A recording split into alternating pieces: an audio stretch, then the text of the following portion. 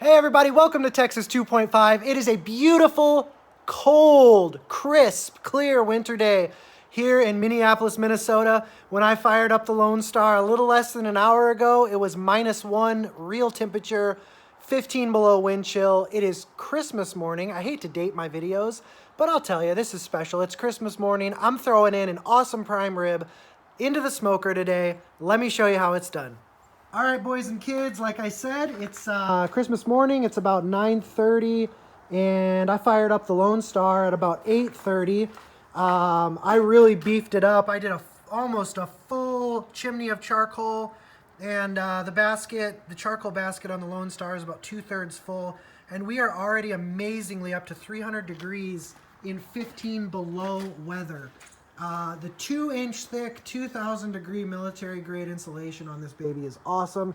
Even in Minnesota winters, you can see we just finally got our first massive snowstorm over the week, and we still got grass in some places, but in other places it's drifted 3 and 4 feet deep around the house.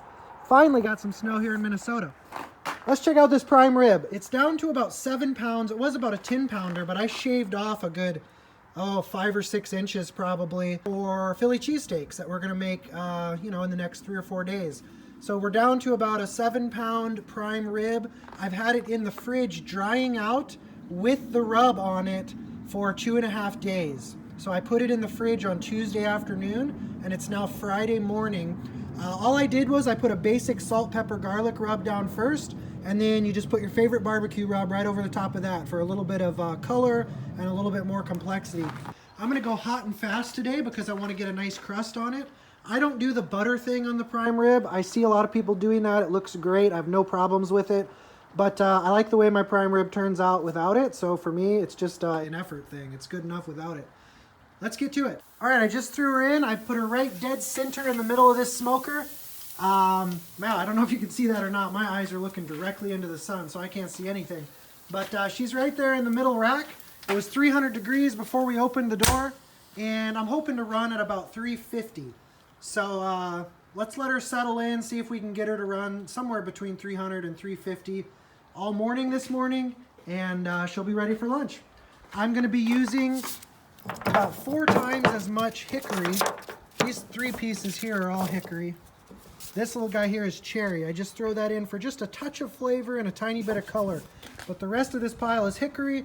That's the mix I'm going to be throwing down into our Lone Star firebox today. I'll see you in a little while. All right, we're at about the 30-minute temp check mark. I'm certainly not opening the door. I would love to show you the meat, but in 15 below, I'm not going to be opening my door very much today. Maybe at the 2-hour mark, I will take a temp. But we're running just above 300. The climb has slowed down dramatically because I cut back my ball valve down here dramatically. So I might actually inch that back up a little bit just to give it a little bit more momentum, because I would like to settle in closer to 350 if we can do that. So that's your 30-minute update. We'll see you in an hour, maybe hour and a half. Hey, good news. We have warmed up to a balmy -7 with wind chill. Let's take a look. We're at the hour and a half mark. Let's see what we're doing. So we have settled in very nicely, right? Just a tick under that 350 mark. Almost no effort at all from me. This baby is running absolutely beautifully on a very cold, crisp day here in Minnesota. I am going to give you a peek at the prime rib, though. Let's take a look. All right. Little smoke puff to begin with. Oh, baby. Hot and fast. She has shrunk up tremendously. Probably lost about 1/3 of the length there. But that baby is looking absolutely gorgeous with the hot and fast. I'm going to take a quick temp off camera and I'll let you know what happened. All right, we are way ahead of schedule. Some people freak out about that, but this is barbecue. It's flexible. Have fun with it. It's going to be done earlier than I planned, but it is not a big deal. We're at 123 degrees. I'm going to let it get to about 128, 130, so maybe 10 more minutes in here, 15 more minutes. It's 11 o'clock in the morning. We're not going to be doing lunch till around 1 p.m., our Christmas dinner. So probably about 11:15, 11:20 is when I'll pull it out. And then I'm just going to put it in a foil pan, and put some tin foil over the top and let it rest for a solid hour and a half before we slice into it. You have to use rest times to your advantage, and that's the great thing about barbecuing. And you could have done that with this prime rib even if you cooked it in your oven. It's irrelevant. When you got a big piece of meat like this, you can hold it for 3, 4, 5 hours. Sometimes I think I've done up to 6 actually. If you just wrap it up in a foil pan or in some heavy duty couple layers of tin foil, throw it in an ice chest with no ice in it obviously. Wrap it up in a towel even and put it in the ice chest. There's all kinds of little tricks. And you can hold a big piece of meat. You know, a brisket I would feel comfortable doing 6-ish hours because it's starting at 205 degrees internal. And by the end of that 6 hours, it's only going to get down in the 160 range probably, so it'll be safe. With something like this that's only going to be starting at 130 internal, I don't want to hold it for 6 hours. That starts to make me a little nervous. But an hour and a half is no problem at all. That's no big deal. So, hey, we're almost done, and I'll be back to show you what it looks like when we're ready to slice. All right, y'all, we've rested for almost 2 hours now, so let's cut into it. Amazingly, after a couple of hours, this bad boy is still steaming. I did pop it in the oven. The oven wasn't on. The oven wasn't preheated. I just popped the whole foil pan in the oven. Man, look at that nice au jus we got. Smelling smoky and amazing with that hickory. All right, let's cut her right down the middle and see what we got inside. We stopped her right around 130 out of the smoker. So I'm expecting a real nice medium rare.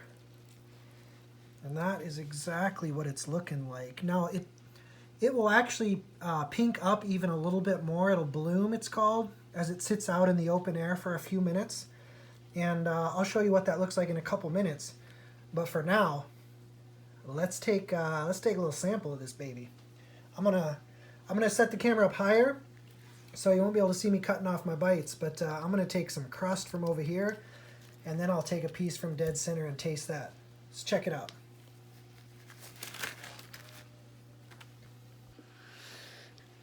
All right, y'all, here we go. Let's get a little piece of crust off the end right here. A nice barky piece of prime rib. Now this one will be a little drier because it's on the end, but looking beautiful there. Oh, smoky. A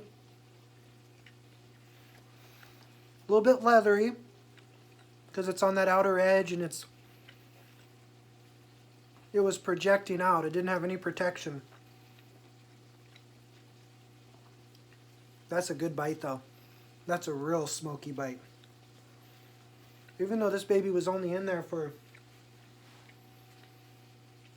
hour and a half or so. I guess it was more like an hour and 50. Even still, it got a whole lot of hickory smoke on it. And I'm glad to know that because that's the first time, it's only my 3rd or 4th smoke on this new Lone Star. And I keep forgetting to buy wood chunks. This is my first smoke where I've remembered to buy wood chunks. And wow, those hickory chunks, those are legit. Those did the job. It's been a long time since I've had hickory because I live in Minnesota. And I don't have access to hickory hardwood here for my old stick burner that I used to have. But buying those hickory chunks and using them on an insulated vertical cabinet smoker. Now this is a piece off of the cap, the rib cap. The best part of the prime rib.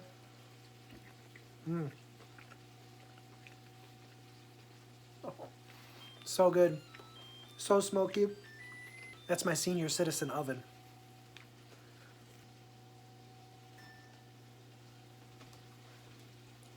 Folks, this is amazing. I'm going to go now and eat Christmas dinner with my family. Merry Christmas to y'all. This was a great cook.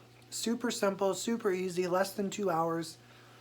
Hot and fast prime rib in the smoker. That's a good way to do it.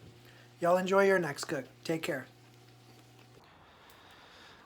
All right, everybody, a little bonus footage here, a little post-roll update. I gotta be honest with you.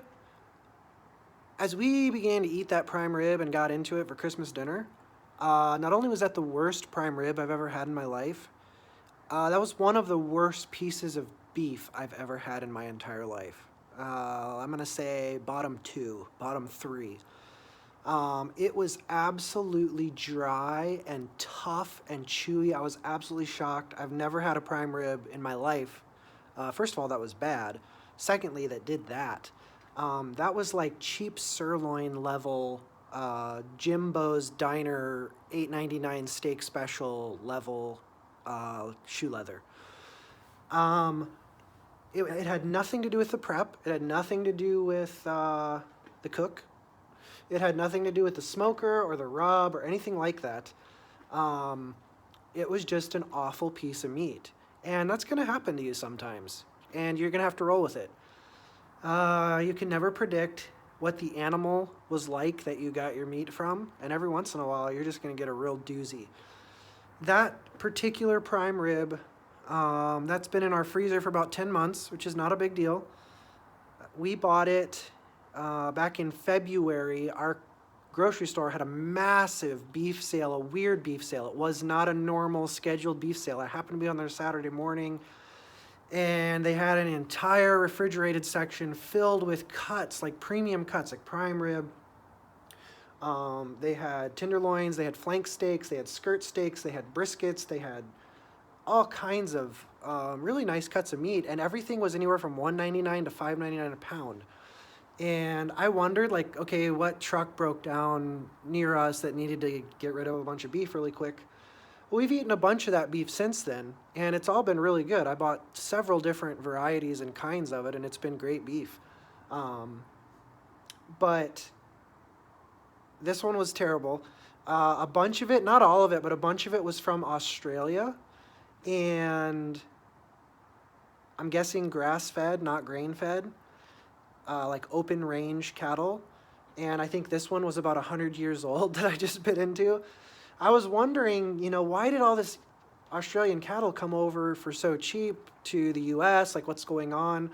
A buddy of mine last February suggested maybe because of those huge wildfires they were having in Australia, maybe they had to kill off a few herds before losing them. And they weren't ready for market, or I'm adding to his conjecture now. They weren't ready for market, or they threw in some cows that they wouldn't normally throw into beef cows. Anyways, it was a terrible prime rib. Thankfully, we had a little king crab on the side to save Christmas dinner and a few other goodies, but that's going to happen to you sometimes. You got to be prepared for it. I hate to tell you this, but that's going to happen to you once in a lifetime, hopefully not anymore, when you have company over. And you just got to learn to roll with it.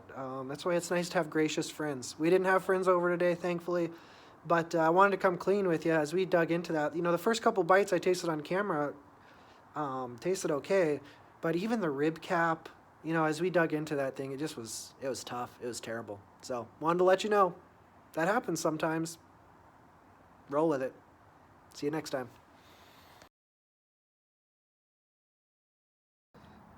I shut this smoker down 6 hours ago. Completely 100% shut it down. We're still at 120 degrees internal. LSG, baby.